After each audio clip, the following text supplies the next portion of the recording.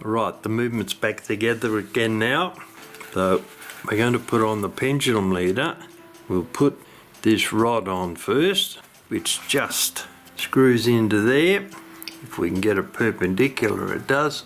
There we go.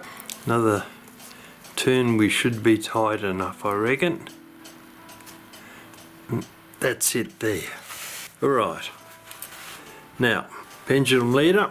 Now, the pendulum leader is attached with those two little hooks. Go in there, and we'll put that into the crutch in a moment. In the meantime, we'll tighten these couple of hooks up. 2 pairs of pliers as usual. We don't do anything with one, and when we've done 2, to hold one, and then you move one against the other, close it up. That looks like it's probably pushed up sufficiently, I would think. Let's have a look. Yeah, that bottom one's gone a fraction too far. I'll loosen that up a little bit before we go any further. Not very much, but it went in probably a couple of millimeters too far. Okay, now we've got to put the pendulum leader into the bottom of the crutch, and it goes up in there. Once again, 2 pairs of pliers as we close this little gap up down the bottom, and that will hold the pendulum leader in place. There we go. Take it out, see what we've got. There it is hanging there. Right, now we can start putting the pieces on at the front. So I'll get them out initially so I can see what we've got, and then we'll get a start. I've also got to find my dish with the C-clips in it. There we go. Put the rack stop lever on first, and it goes in there and drops down in behind the maintenance cam. There we go, that's got him. Now we have to get the hammer lever out of the road. We've got to put a C-clip in there, in that little dent there. So these things are very prone to flying around the room, so I'll use a wider pair of tweezers while I get an initial placement on it, and then I'll use a pair of pliers to squeeze it into place. Get a grip over the top. Yeah, it's still right. Actually, it's pretty tight. I might just press down on that. That's got him, I think. Have a look, check him out. Yep. Right, that was an easy one. Now, I'll have to find another block to put our movement on so we can set the front up. Well, I've cut a piece out of the back of our orange block so that the movement will pretty much sit there relatively flat. Now we can continue. Alright, the next piece goes here and slots in at the back there.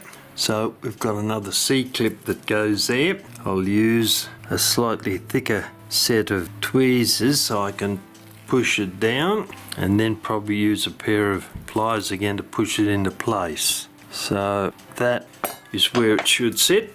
That's got him. He's on there all right. Check it and see. Won't come out. So movement back on the block again. Get the chains out of the road. Now we'll put the rack on, which goes there. Okay, and another C-clip. I'll use a thin pair of tweezers to take it out so I don't lose it, and then a thicker pair to position it, which is there. Nope, it requires a pair of pliers already apparently, so I can get a good enough grip on it to position it. Right, holding the rack, I'll push that on. I don't think it's not quite on yet. Alright, pair of pliers, and I'll give that a little bit more incentive to fall into place. There we go, we heard a click, so that's the rack. Now we can get on with the minute wheel and the snail. Alright, check out all our bits of stuff here. The cannon pipe with 2 cams on it. We'll slide that over the minute arbor. It goes there. Now, the minute wheel, this ghastly looking little plastic thing there. But anyway, we'll slide, the snail onto the floor. Slide that down, put that on. And this is the last of our C-clips, that little guy there. These are never easy to put on because there's a bit of a dish in there. So we need a tight grip with a pair of pliers, because if you use a pair of tweezers, it can jump out and disappear. That's not to say that's not going to happen at the moment, but we'll have a look. Oh, wait a minute, it might be a very good idea, take that off, to put the snail on, because the piece we're setting up, that's better. That little washer there is what holds the snail on. Alright, we'll try that one again. Check the C-clamp and align it. We'll have to have a look for that back in a moment.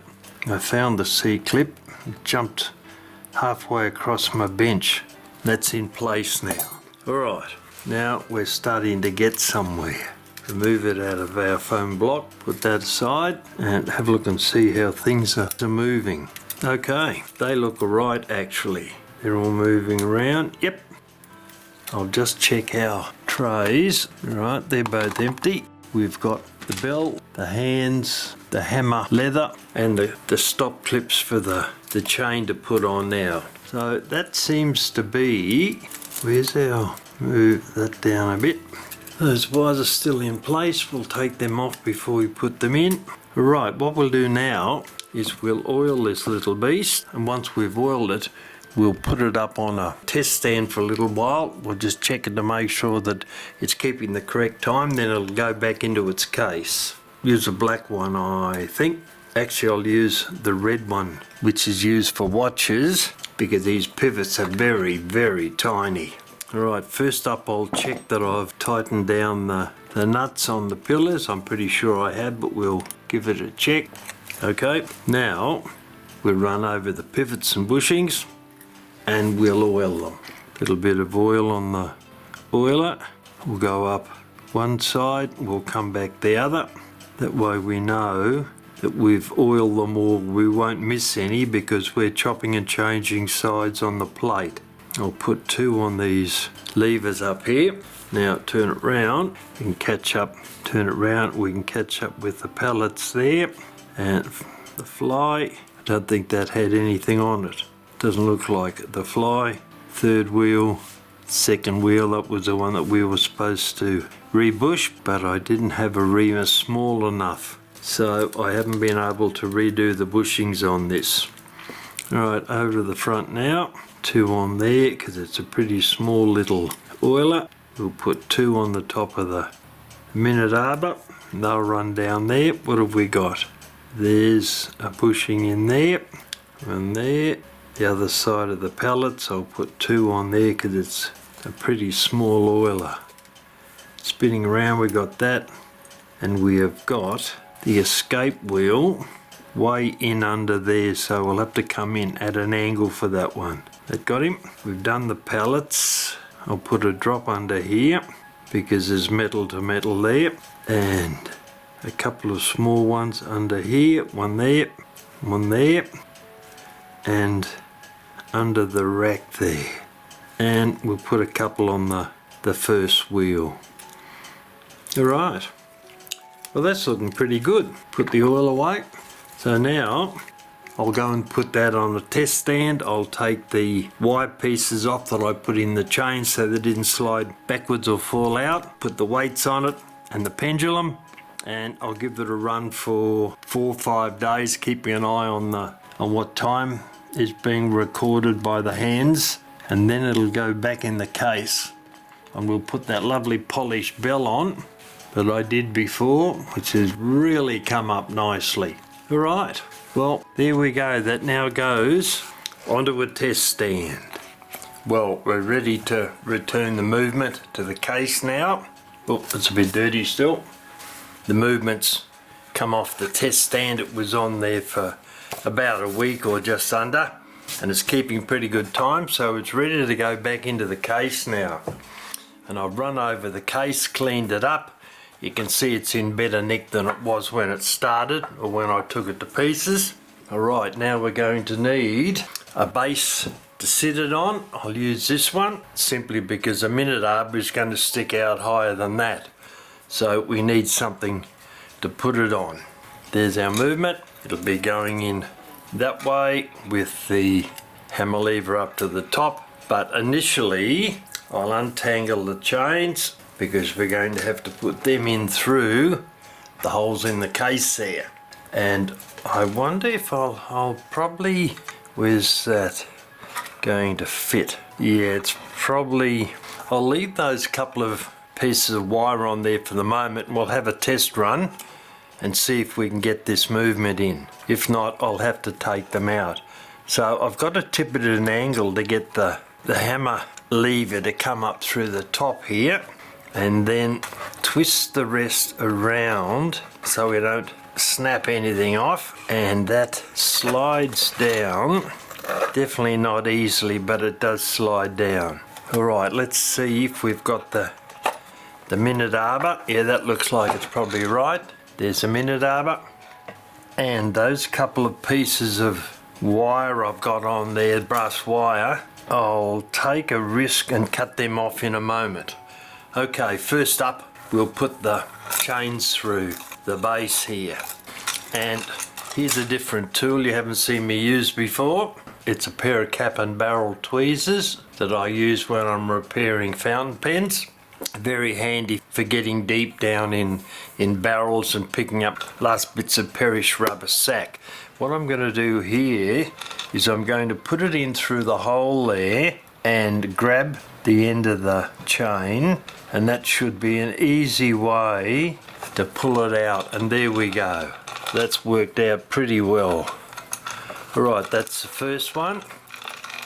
I'll pull that through.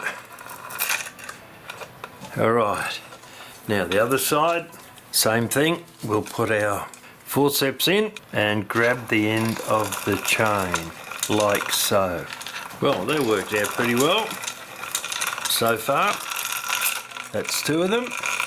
And I think I can still see the piece of wire down there. Yep, that's right. Now we'll put the strike side, now we'll put the strike side chain in, get everything out of the road, put this side in first, get our forceps again, and there we go.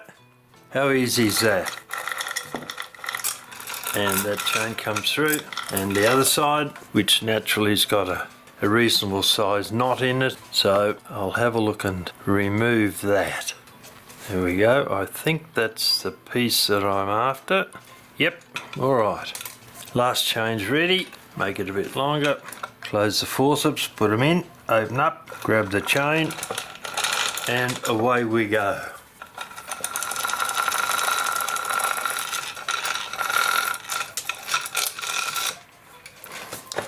And that's caught on the top, so I'll lift that up. That can drop down where we want it to go. Alright, what I'll do now is I'll put a couple of pieces of brass wire on those to hold those in place. Then I'll cut the other two pieces off and then we'll screw the movement down.